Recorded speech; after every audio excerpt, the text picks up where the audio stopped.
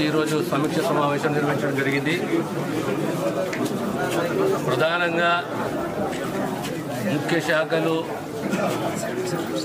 Health, seasonal disease, ఆరోగ్య శాఖ ఏ రకంగా పనిచేస్తున్నది, సేవ చేస్తున్నది, ఎడ్యుకేషన్, తర్వాత వ్యవసాయ రంగము, రుణమాఫీ, రెవెన్యూ, ధర్నీ అప్లికేషన్స్,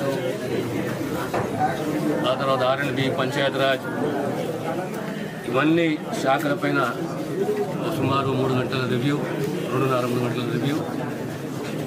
ఈరోజు ముఖ్యంగా ఓ నిర్ణయం తీసుకున్నాము. ఒక టాస్క్ ఫోర్స్ని ఏర్పాటు చేయాలి మెదక్ జిల్లాలో 2 శాఖలకు సంబంధించి, ఎడ్యుకేషన్, హెల్త్. ఎందుకంటే సామాన్యునికి సంబంధించిన శాఖలు ప్రమాణాలతో కూడిన విద్యను అందించాలి. అన్ని సౌకర్యాలు, facilities, comfort levels, HR, human resources అంటే టీచర్లు, స్టాఫ్, ఎక్కడెక్కడైతే రిపేర్స్ అవసరం ఉన్నాయో, కొత్తగా మంజూరు కావాలో, మంజూరైన ఇన్కంప్లీట్ ఉన్నాయో, పనులు మొదలు కాలేదో, ఇవన్నిటిపైన కూడా దృష్టి పెట్టాలి. ఊళ్ళో అభద్రత ఉండకూడదు అనే ఉద్దేశంతో ఎడ్యుకేషన్ శాఖ హెల్త్కు సంబంధించి సబ్ సెంటర్స్ ఇన్కంప్లీట్ ఉండే కంప్లీట్ చేయాలి.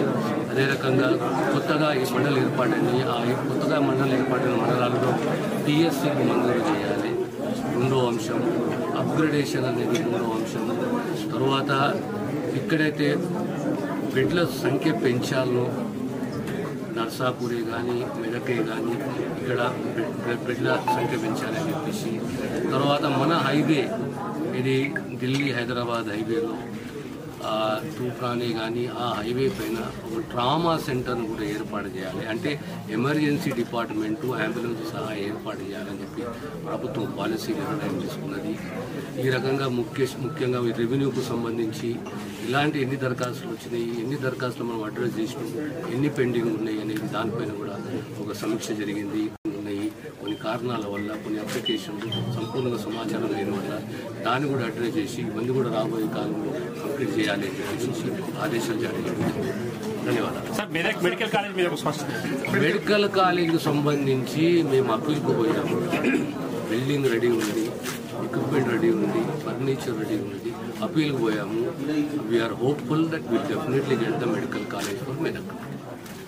Thank you. మెదక్ త్వరలోనే CT స్కాన్ రాబోతున్నది. మెదక్ జిల్లాకు ఇంకో డయాలసిస్ సెంటర్ కూడా రాబోతుంది. రెయిన్ ఎఫెక్ట్ మేము చెప్పండి. ఈరోజు